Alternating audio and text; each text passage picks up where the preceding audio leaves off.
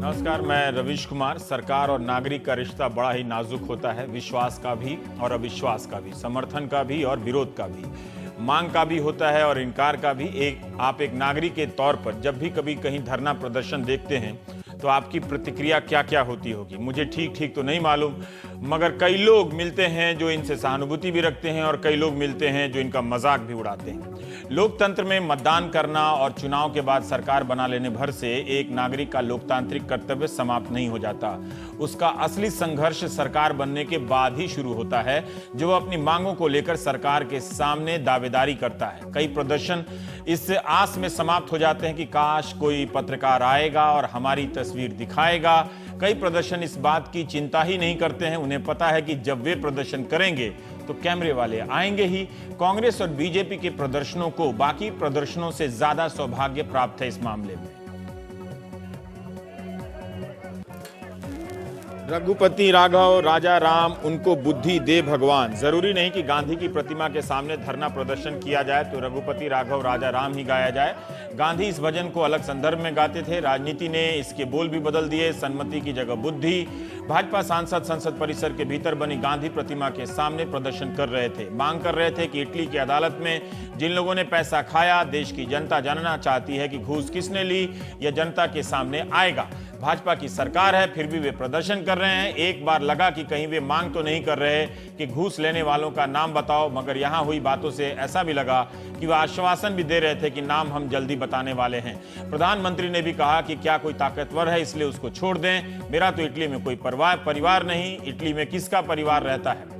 संसद में अगुस्ता मामले पर बहस हो रही है, लेकिन बीजेपी के सांसद और बाहर धरने पर बैठे हैं। बीजेपी सांसद नारे लगा रहे थे, निर्णय आया इटली में, बेचैन दलाल दिल्ली में। बीजेपी के नेताओं का कांग्रेस नेतृत्व पर आरोप है कि अगुस्ता वेस्टलैंड में दलाली में वे भी शामिल रहे हैं। चोरी और सीना जोरी ये कांग्रेस को नहीं करना चाहिए। अच्छा ये होता कि कांग्रेस के उस समय के रक्षा मंत्री कंधे से कंधा मिलाकर कहते कि घूस लेने वाला कांग्रेसी हो या और कोई हो, हम नहीं छोड़ेंगे। दिक्कत यह है कि घूस लेने वाले को बचाने की जिस तरह से ये मार हो रही है, उससे दुख हो रहा है। देश ये समझे कि सत्य और अहिंसा क्या है, इसलिए हमने गांधी जी के स्टेचू के सामने ये कोशिश की है। उन्होंने लगभग 2 साल तक इस घोटाले पे लीपापोती करी और आज जब ये एस्टेब्लिश हो गया है कि कांग्रेस के राज में लगातार रक्षा सौदों में एक के बाद एक करके दलाली खाई गई है, आज जब उसकी जांच हो रही है तो वो केवल अपनी शर्म छुपाने के लिए प्रदर्शन कर रहे हैं। आज एस्टेब्लिश हो गया है। संसद परिसर के भीतर बीजेपी सांसद धरने पर बैठे तो जंतर मंतर पर कांग्रेस लोकतंत्र बचाने के लिए प्रदर्शन करने लगी। ऐसा लगा कि दोनों पार्टी के नेता छत पर खड़े होकर देख रहे थे कि किसके प्रदर्शन में ज्यादा भीड़ आई है और कहां जोरदार नारे लग रहे हैं।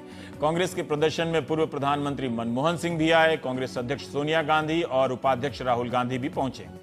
जंतर मंतर का प्रदर्शन चैनलों पर खूब लाइव दिखाया गया। कांग्रेस के नेता मंच से बोल रहे थे कि देश में लोकतंत्र का गला घोंटा जा रहा है, संस्थाओं पर संघ का कब्जा हो रहा है। राहुल गांधी ने कहा कि देश में 2 ही लोगों की चलती है, प्रधानमंत्री मोदी की और संघ प्रमुख मोहन भागवत की।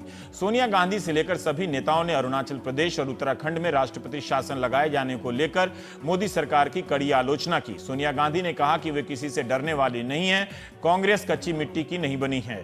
लोकसभा के अंदर ज्योतिरादित्य सिंधिया कह गए कि सोनिया गांधी शेरनी है। 2 बार चिल्लाए, शेरनी को खदेड़ोगे तो उत्तर क्या होगा आपको मालूम चल जाएगा।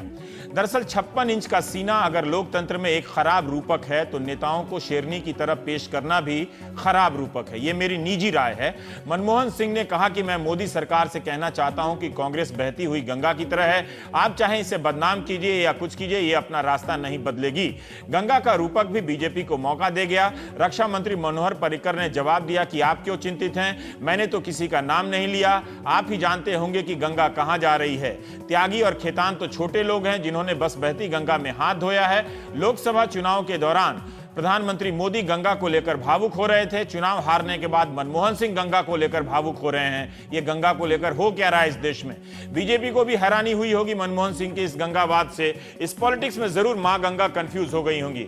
जरूर जब प्रधानमंत्री मोदी की बारी आएगी तो कह देंगे तभी तो मैं गंगा साफ करने की बात कर रहा हूं। हो जाता है राजनीति में रूपकों के इस्तेमाल में गड़बड़ी कभी कभी हो जाती है।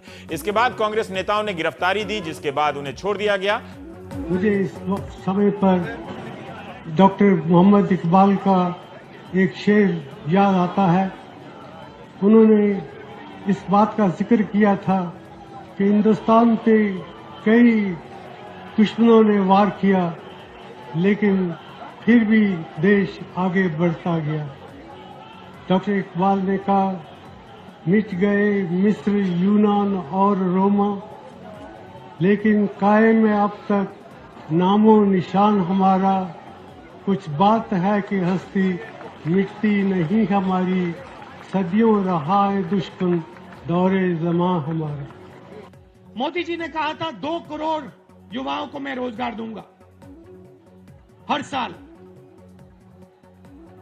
पिछले साल 1.3 लाख लोगों को रोजगार मिला हिंदुस्तान में। 1.3 लोगों 1,30,000 लोगों को रोजगार मिला। मतलब हर रोज मेक इन इंडिया के प्रोग्राम ने हिंदुस्तान में 350 लोगों को रोजगार दिया है। यह है मोदी जी की देन। हम सब यहाँ एक संदेश देने के लिए इकट्ठा हुए हैं। इतना स्पष्ट और जोरदार संदेश कि जिससे सिर्फ रायसीना हिल्स में बैठे लोग ही नहीं, बल्कि नागपुर में बैठे हुए लोग भी ठीक से सुने, जिनके इशारों पर ही मोदी की यह सरकार चल रही है। नागपुर के इशारे पर सरकार चलती है। सोनिया गांधी ने मोदी सरकार पर आरोप लगाया। जब कांग्रेस की सरकार थी तब बीजेपी आरोप लगाती थी कि मनमोहन सरकार 10 जनपद के इशारे पर चलती है। दोनों की बातों से यह प्रमाणित होता है कि भारत सरकार इशारे पर चलती है। उत्तराखंड को लेकर कांग्रेस का यह प्रदर्शन था तो बीजेपी का अगुस्ता वेस्टलैंड को लेकर। बीजेपी कांग्रेस के समय में लगे आपातकाल से लेकर राष्ट्रपति शासनों की याद दिलाने लगी। इसी बीच सुप्रीम कोर्ट से फैसला आया कि 10 मई को 2 घंटे के लिए राष्ट्रपति शासन हट जाएगा और विधानसभा, उत्तराखंड विधानसभा में हरीश रावत को अपना बहुमत साबित करने का मौका मिलेगा। बहुमत की प्रक्रिया सुप्रीम कोर्ट की निगरानी में होगी। 9 बागी विधायक विश्वास मत में हिस्सा नहीं ले सकेंगे।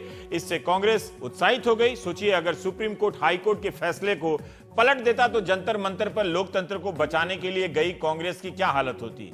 लेकिन आज बच गई। कांग्रेस और बीजेपी ने फैसले का स्वागत किया, जैसे दोनों ने शुक्रवार को प्रदर्शन किया। जंतर मंतर पर महिलाओं का कोरस गान था तो कहीं नुक्कड़ नाटक का प्रबंध। कांग्रेस पूरी तैयारी के साथ जंतर मंतर पर आई थी। पोस्टर में काफी बदलाव और नयापन था, लेकिन एक चेहरे को देखकर पत्रकार हैरान हो गए कि लोकतंत्र बचाने के बीच में रॉबर्ट वाड्रा क्या कर रहे हैं। वे तो प्राइवेट सिटीजन हैं, कहीं उन्हें भी तो इसी बचाने के बहाने नहीं बचाया जा रहा है।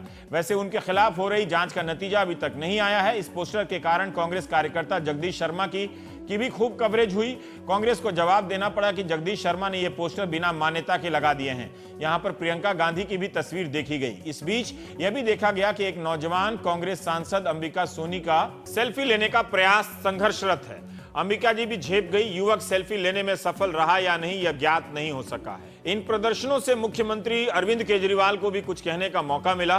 पहली बार की सरकार में जब मुख्यमंत्री रहते हुए केजरीवाल धरने पर बैठे थे तब काफी आलोचना हुई और मजाक भी उड़ा कि कहीं सीएम धरने पर बैठता है। बाद में रिसर्च होने लगा कि पहले कौन कौन बैठ चुके हैं, आगे कौन कौन बैठने वाले हैं। कांग्रेस बीजेपी के धरना प्रदर्शन से केजरीवाल साहब को मौका मिला कि अपना पुराना हिसाब चुकता किया जाए, तो उन्होंने ट्वीट किया कि बीजेपी और कांग्रेस दोनों धरना पार्टी हैं, दोनों हर दिन धरना देती हैं। आज बीजेपी अपने ही खिलाफ धरने पर है, सिर्फ आप है जो गवर्नेंस पर खरे उतर रही है। धरना प्रदर्शन से पता चलता है कि हमारा लोकतंत्र कितना जीवंत है। इससे यह भी पता चल जाता है कि तंत्र तो जीवंत है, लेकिन लोकतंत्र के सामने संघर्ष करते करते मृत्यु पर्यंत मुद्रा में पहुंच गए। कई बार जब दूसरे प्रदर्शन करते हैं तो हम ध्यान नहीं देते, भूल जाते हैं कि हमारी भी बारी आ सकती है। जब हमारी बारी आती है तब हम वही शिकायत करने में लग जाते हैं कि इस लोकतंत्र का कुछ नहीं होने वाला, जनता चिंता ही नहीं करती है, किसी को यहाँ फर्क नहीं पड़ता। जैसे क्या आपको इस बात से फर्क पड़ता है कि जंतर मंतर पर गुरुवार को आंगनवाड़ी कार्यकर्ताओं ने प्रदर्शन किया। आप तस्वीरों में देखिए कि कितनी भीड़ है, मगर इनका लाइव कवरेज नहीं हुआ होगा। दिल्ली, हरियाणा, पंजाब, यूपी, राजस्थान से सैकड़ों आंगनवाड़ी वर्कर आई थी। इनकी मांग है कि आंगनवाड़ी वर्करों को स्थायी किया जाए, सरकारी कर्मचारी का दर्जा मिले, वर्कर को 24,000 का वेतन मिले और हेल्पर को 18,000 महीने। पिछले बजट से ICDS योजना का पैसा कम किया जा रहा है, इससे पोषाहार पर असर पड़ रहा है। शुक्रवार को भी ITO पर दिल्ली के आंगनवाड़ी वर्करों ने प्रदर्शन किया। बहुत मुश्किल से हम ITO वाले प्रदर्शन की तस्वीर हासिल कर पाए। पता चला कि पिछले 40 साल से देश भर में आंगनवाड़ी महिलाएं अपनी मांगों को लेकर धरना प्रदर्शन कर रही हैं। राज्यों की राजधानी में धरना करती हैं, दिल्ली आकर भी धरना देती हैं। समाज व बाल कल्याण मंत्री को ज्ञापन दिया जाता है और उसके बाद फिर अगले प्रदर्शन की तैयारी शुरू हो जाती है। इसलिए मैंने कहा कि एक नागरिक के तौर पर कई बार हम ऐसे जरूरी धरना प्रदर्शनों के प्रति उदासीन हो जाते हैं। कई बार ऐसे धरना प्रदर्शनों से उत्साहित हो जाते हैं जहां असली मुद्दे कम होते हैं, नारेबाजियां ज्यादा होती हैं, नारों के नाम पर तुकबंदियां होती हैं। जंतर मंतर और संसद परिसर की गांधी मूर्ति के प्रदर्शन की तस्वीर पहले पन्ने पर होगी।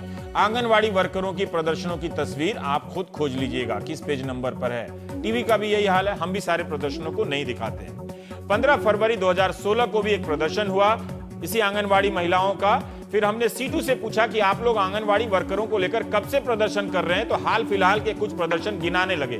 2006 की भूख हड़ताल पर महिलाएं बैठी, 2008 में 2 करोड़ हस्ताक्षर हुए, 2010 में 17,000 वर्करों ने 2 दिन और 2 रात का आंदोलन किया, 2011 में संसद तक मार्च, 10 जुलाई 2013 को देश भर में 4 लाख आंगनवाड़ी वर्कर सड़कों पर उतरी, काला दिवस मनाया, 2014 में 2 करोड़ दस्तखत के साथ संसद तक मार्च, 2015 में भी संसद तक मार्च निकाला, 2016 में भी जंतर मंतर की तस्वीर आप देख ही रहे हैं कितनी भीड़ है। आंगनवाड़ी भारत ही नहीं दुनिया का एक बड़ा सामाजिक कार्यक्रम है। आंगनवाड़ी कार्यकर्ताओं की कमाई भी बहुत नहीं होती है, 3,000 रुपए महीने का मिलता है उन्हें। हमने एक आंगनवाड़ी वर्कर से पूछा कि वे पंजाब से कैसे आती हैं दिल्ली, तो उन्होंने बताया कि हम सारी महिलाएं 500-500 रुपया अपनी कमाई से, 3,000 कमाती है उससे 500-500 रुपया कमाई से देती हैं, बस किराए पर लेती हैं और फिर जंतर मंतर आकर धरना देती हैं। वे अपनी इस भूमिका से आपके लोकतंत्र को कितना समृद्ध करती हैं। आप सिर्फ इतना सोच लें तो इनके प्रति श्रद्धा उमड़ आएगी। अलग अलग राज्य में अलग अलग वेतन हैं, अलग अलग शर्तें हैं। केरल में 10,000 वेतन मिलता है तो कई राज्यों में न्यूनतम मजदूरी से भी कम 3,000 रुपए। आंगनवाड़ी वर्कर अगर माँ और देवी टाइप की कैटेगरी में आती तो भावुक समा बन जाता। क्या पता सरकारें अपना खजाना इनके लिए खोल देती। दिक्कत यह है कि माँ और देवी का मेडल भी अमीर और मध्यम वर्गीय महिलाओं को मिल जाता है।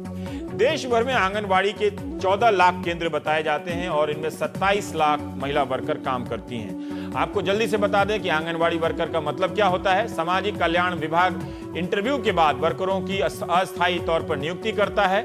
वर्कर के लिए 12वीं पास होना जरूरी है और सभी महिलाएं ही होती हैं। बच्चों को टीके लगाना, गरीब बच्चों को खाना खिलाना, महिलाओं को पोषक तत्वों की जानकारी देना, यह सब इनका काम है। 40 साल तक प्रदर्शन करें तो उनका साथ देना चाहिए और उस साधना के मर्म को समझना चाहिए। दिक्कत यह है कि जब तक मामला भावुक नहीं होता, उसमें राष्ट्रवाद या देशभक्ति के नाम पर या कांग्रेस बनाम बीजेपी के नाम पर कुतर्क नहीं ठेले जाते हैं, हमारी मीडिया, सरकार, समाज और आप में से कई लोगों को इन प्रदर्शनों को से कोई फर्क नहीं पड़ता और हम सभी इन प्रदर्शनों को बेहद कमतर निगाह से देखते हैं, आप भी और हम भी। अब देखिए फरवरी और मार्च महीने में जेएनयू को लेकर कितना हंगामा हुआ, सबकी राय बन गई। आज उसी जेएनयू में उसी आंदोलन का अगला चरण चल रहा है। कई दिनों से लेफ्ट और एबीवीपी के छात्र मिलकर अनशन पर बैठे हैं, मगर कोई सुनवाई नहीं है। छात्रों की हालत भी बिगड़ रही है, तब भी कोई हलचल नहीं है। जेएनयू में छात्रों के अनशन के मुद्दे पर शुक्रवार शाम लेफ्ट, कांग्रेस और जेडीयू के नेता राष्ट्रपति से मिले। इन्होंने राष्ट्रपति से अपील की कि आप विजिटर हैं, इसलिए इस मामले में दखल दीजिए। सीपीएम महासचिव सीताराम येचुरी ने कहा कि कन्हैया कुमार एम्स में है, बाकी छात्रों की हालत भी बिगड़ रही है, इसलिए राष्ट्रपति को दखल देना चाहिए। उन्होंने कहा कि जो मामला कोर्ट में है उस पर इस तरह यूनिवर्सिटी का फैसला लेना ठीक नहीं है। वहीं कांग्रेस महासचिव दिग्विजय सिंह ने आरोप लगाया कि भारतीय जनता पार्टी और संघ का एजेंडा है शिक्षण संस्थानों में अपनी विचारधारा को थोपना और जो लोग योग्य नहीं हैं उन्हें योग्य बताकर वाइस चांसलर बनाना। कांग्रेस का यह भी कहना है कि कन्हैया पर कोई भी आरोप साबित नहीं हुआ है। एबीवीपी के भी छात्र धरना अनशन पर बैठे हैं। उम्मीद है कि बीजेपी के भी सांसद राष्ट्रपति के पास जाएंगे अपील लेकर, अगर गए तो। हमारे सहयोगी परिमल कुमार जेएनयू के मामले पर लगातार रिपोर्ट कर रहे हैं। परिमल ने बताया कि जेएनयू के कई पूर्व छात्र एलुमनाई शनिवार से रिले हंगर स्ट्राइक पर बैठेंगे। शनिवार 5 बजे गंगा ढाबा से छात्र, अभिभावक और शिक्षक मिलकर मानव श्रृंखला बनाएंगे और प्रशासनिक भवन तक जाएंगे और शिक्षकों ने भी भूख हड़ताल में शामिल होने का ऐलान किया है।